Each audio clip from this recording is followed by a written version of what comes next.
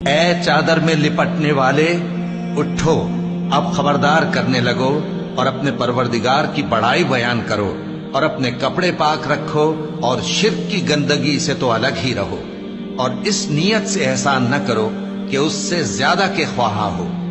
اور اپنے پروردگار کی خاطر صبر کرتے رہو، پھر جب سور پھونکا جائے گا تو وہ دن مشکل کا دن ہوگا، یعنی کافروں پر آسان نہ ہوگا۔